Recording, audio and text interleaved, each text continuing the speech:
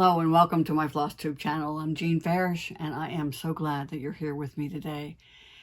As always, I really appreciate it when people subscribe to my channel. It lets me know that you're out there watching. And if you want a reminder when new episodes come out, just click on that little bell icon and you will always get a notification. But the other thing that I want to tell you about is next Monday, that is June 5th, I have a special edition FlossTube episode that I'll be posting that morning. And I can't tell you anything more about it because it's top secret, but let me just tell you, you're not going to want to miss it. So with that in mind, taking care of all that, I want to jump into my update of my newest ampersand sampler. Remember, an ampersand is that crazy and symbol that we all use all the time, but many people don't know what it's called, and it is an ampersand. Anyway, the Fish and the Mare is the newest one in that series, and I am designing it for the participants in the 2023 Stitches Escapes cruise that's sailing out of Boston in September.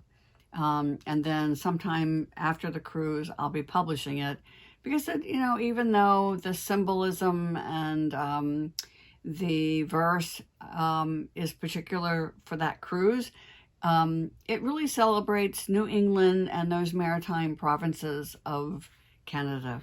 So I think that it will have kind of a wide appeal. Anyway, what I really wanted to talk about today was how I struggled with the fish. And I knew that going into it, that was going to be a design challenge. I had in my mind's eye kind of an old, faded, but still vibrant, if it's possible to be both faded and vibrant, fish. And this design came to me from looking at pottery samples from like the 17th century. And so I had that in my mind. And this is where I find that what I see on my computer screen, what I see in my mind's eye, and what happens on the fabric are not always the same. And this is why I am always so careful to stitch my samples so that I can really test out how these colors interact with each other. So the fish, as I'm about to show you, is actually the fourth colorway that I tried. So this is what the fish looks like now, completed, and I am perfectly happy with it. But that's not how it started. So here is a photo I took in the early stages when I first started stitching it the way I thought I wanted it to look. So that shows you how off I was in terms of what I thought was going to work, because it just didn't read well. And especially when I added the second lighter color, it just got all muddy. It was like you couldn't really, you could tell it was the shape of a fish. You could tell that it was the outline of a fish, but you couldn't really see the kind of detail that I was trying to achieve.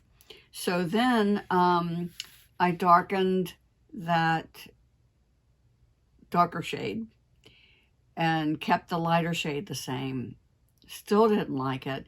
By that time, I got tired of ripping it out. So I did something I don't usually do, and that is I stitched in the margin. So this is what I did. So over here, I just started the fish head to decide how it was going to look. I still wasn't happy with it. So when you compare these two to each other, let me see if I can put them together here. You can see, even though this fish head is missing an eye, you can see that the pattern is a lot more distinct in this one. So fourth time ended up being the charm in that case, and I am happy with the way it looks now. I also had to tweak the gold colors.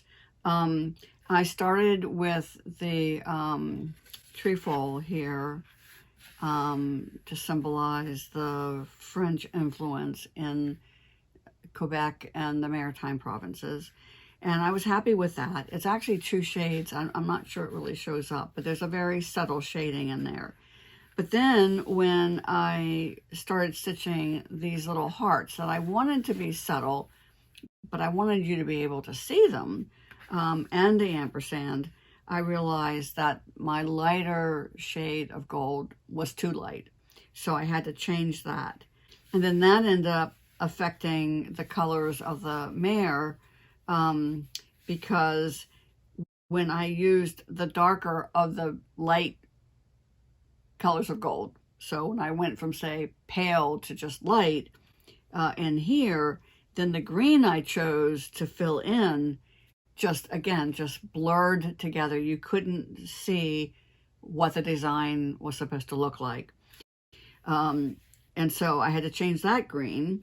Yeah, so colors affect the other colors around it. And that's why it's so important for designers to stitch their models and make sure that what you, the consumer, is going to see and what you're going to be able to achieve matches what the designer intended.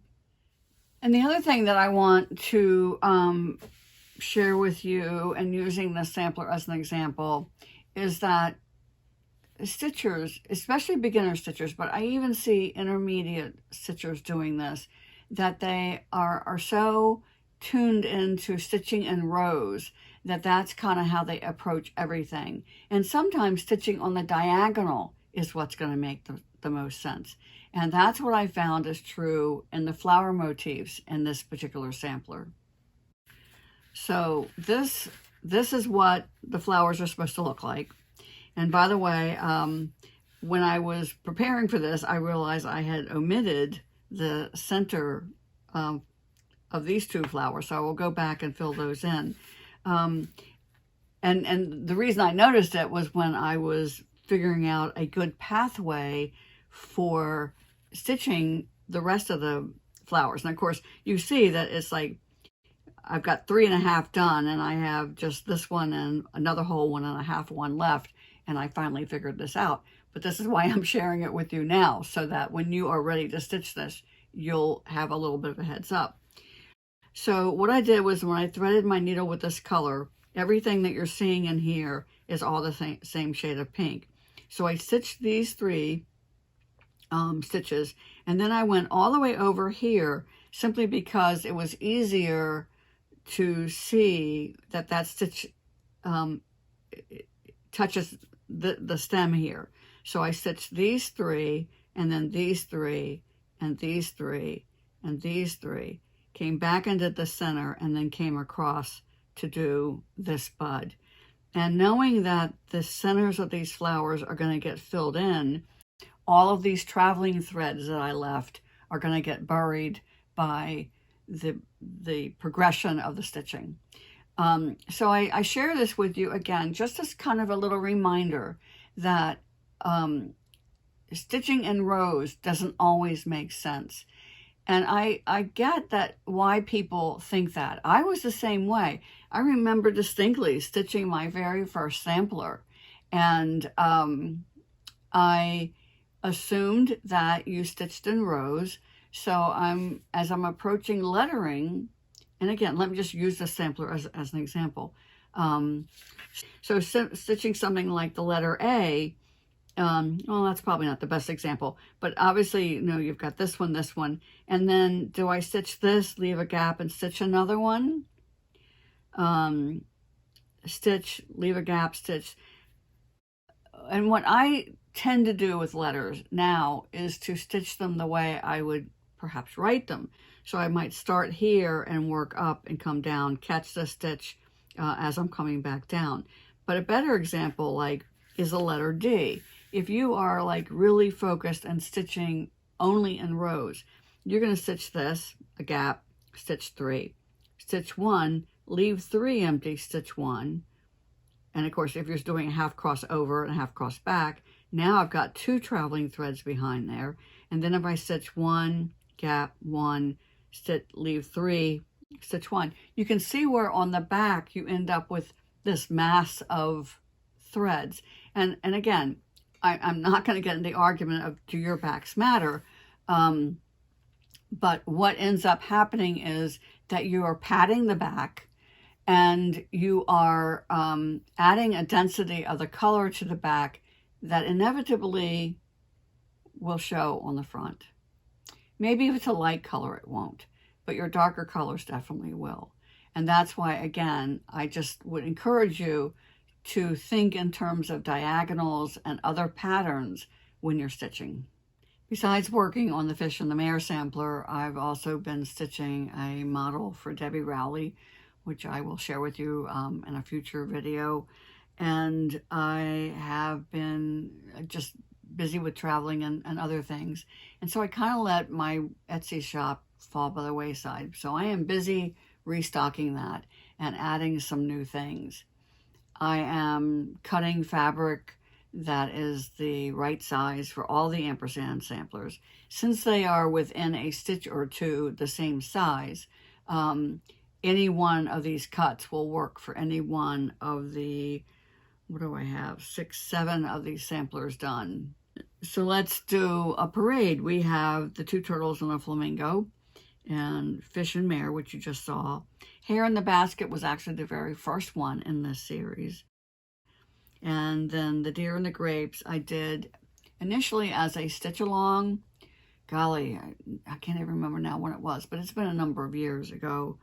I think I've shown you the bison and the elk before, and I know that I've shared with you the bear and the moose, and I have another one in progress, and that's the bighorn and the eagle. That one kind of got set aside, and I have just been focused on so many other things. I really kind of forgot that I had it there halfway done. Well, the design is done, but working on the stitching.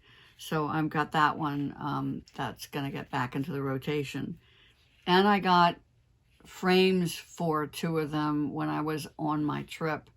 And I am really, really excited about how they're going to look. So this is the bison and the elk that I mentioned before. And it kind of gives you a better idea of how that's going to look. So this one I already had mounted, and I'm going to really give a very positive shout out to Total Framing up there. And they have 2 shops actually, one in Fairfax and one in Chantilly, Virginia. And not only did I find what I thought was the ideal frame for this particular project, but when the person who was helping me measured my already mounted needlework to determine what size to cut the frame, she realized that the dimensions weren't right. In other words, it was more narrow at the top than at the bottom. And I never noticed it. I had this mounting board cut at a professional frame shop here locally to me, and I just never checked their work. And it just is really, I just want to put a positive spin on this to say it's to the credit of the person who was helping me at Total Framing that she took the time to measure not just in one place, but in several places to make sure that my mounting board was a true rectangle. And that impacted, of course, the frame that was made for me. And she volunteered to cut a fresh piece of foam board so that when I got home, I would be able to remount it. Now, of course, the evidence is here. I haven't done it yet, but I really haven't been home all that long, and I've been kind of busy with other things. So the other piece I took with me was 2 turtles and a flamingo, which was, as of next month, was finished a year ago. And as you can see, it's not mounted, it's not framed.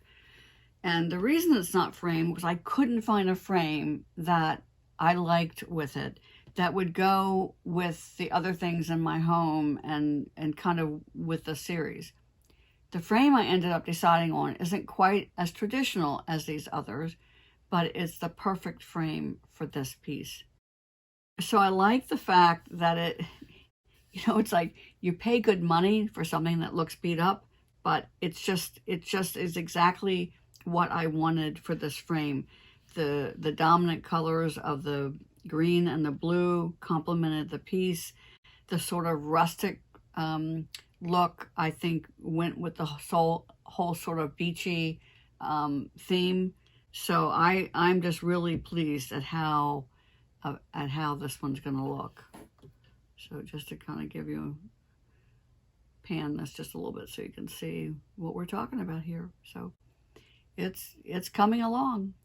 So besides getting these two beauties framed, I have some other things I really need to focus on in the coming weeks. Like I said, I'm going to be restocking my Etsy store. I really let things kind of dwindle, adding fabric, which I've not ever sold before. And I am going to add paper copies of all my designs that I'm currently only selling as PDFs. And I have to say that I kind of came to this idea in a roundabout way. A couple of days ago on Facebook, I posted my frustration I was having with one of the more popular apps for marking up a PDF and keeping track of your stitches. Now, because of my professional life, I have a suite of software with Adobe, and I can just take my own PDFs, the ones that I use in creating my charts, and I can mark them up. And so I'm happy with that. And although it doesn't have all the bells and whistles, it doesn't tell me how many stitches I've stitched so far, it doesn't tell me how many stitches I have left to do, I'm okay with that. So at any rate, so I was posting that on Facebook, and several people chimed in and gave me their reasons of why they don't buy PDFs and how they really need to rely on paper copies. And the light bulb kind of went on, and I said, you know, it's time for me to like go back to the origins and start producing my charts in paper form as well. I did it pre-COVID, and then I got to where I didn't want to go to the post office quite so often, and I kind of just fell out of the habit of doing it. And now that I don't mind being out and about, I'm happy to be packing orders and taking them to the post office as often as it takes. So, so that's the other thing too that I'll be adding back into my Etsy store will be paper copies as well as the PDFs. So that's what I have going on the next couple of weeks. When you watch, and I hope that you do, when you watch the special edition episode that I'm posting Monday morning, you will know why I've been sort of really crazy busy these last couple of weeks. It was just a lot going on. Happy stuff, happy stuff. And you know, I'm one of the lucky ones. There's that saying that I think is so true. Find a job you love and you'll never work a day in your life. And that certainly applies to me. I love what I do. I am not anywhere near close to retiring, and I hope that I have a long time ahead of me to keep designing and teaching needlework because I love it just that much.